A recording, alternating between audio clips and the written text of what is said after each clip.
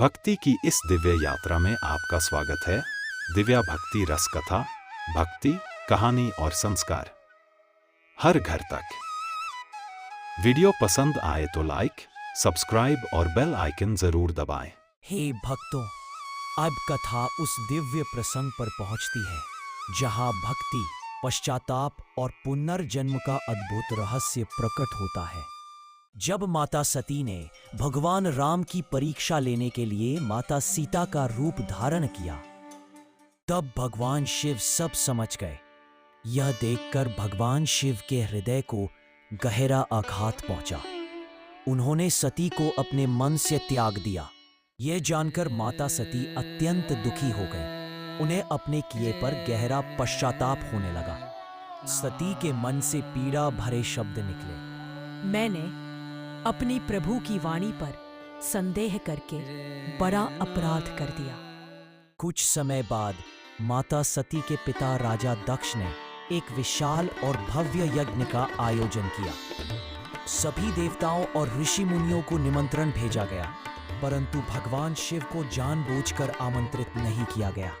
जब माता सती को यह ज्ञात हुआ तो वे अपने पिता के यज्ञ में पहुंच गईं, पर वहां का दृश्य देखकर उनका हृदय व्यथित हो उठा। यज्ञ स्थल पर भगवान शिव का अपमान किया जा रहा था। यह अपमान सती से सहा नहीं गया। सती ने दृढ़ स्वर में कहा, जहां मेरे प्रभु का अपमान हो, वहां मेरा रहना व्यर्थ है। इतना कहकर माता सती ने योग अग्नि प्रकट की और उसी अग्नि में अपने शरीर का त्याग कर दिया। जब भगवान शिव को यह समाचार मिला तो उनका क्रोध प्रचंड अग्नि की तरह प्रज्वलित हो उठा।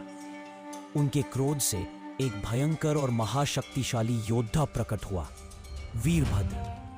भगवान शिव ने वीरभद्र को आदेश दिया, जाओ और उस यज्ञ को नष्ट कर दो जहां मेरा अपमान हुआ है। आदेश मिलते ही वीरभद्र यज्ञ स्थल पर पहुंचे और उन्होंने पूरे यज्ञ को तहस नहस कर दिया।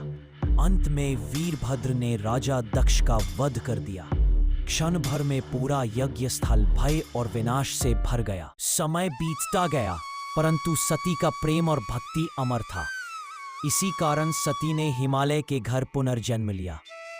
अब वे पार्वती के रूप में अवतरित हुईं।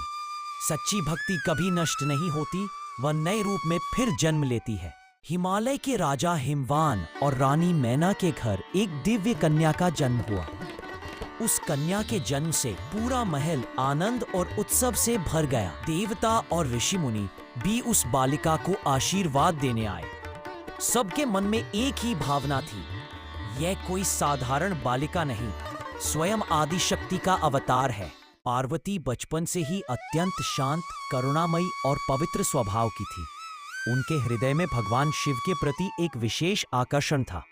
वे अक्सर ध्यान में लीन होकर भगवान शिव का स्मरण करती थी। एक दिन देवर्षि नारद हिमालय के महल में पधारे। राजा हिमवान और रानी मैना ने उनका अत्यंत आदर के साथ स्वागत किया।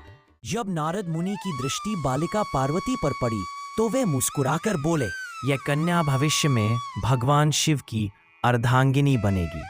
यह सुनकर राजा हिमवान और रानी मैना अत्यंत प्रसन्न हुए। इस कथा से हमें यह सीख मिलती है कि सच्ची भक्ति और सच्चा प्रेम कभी नष्ट नहीं होता।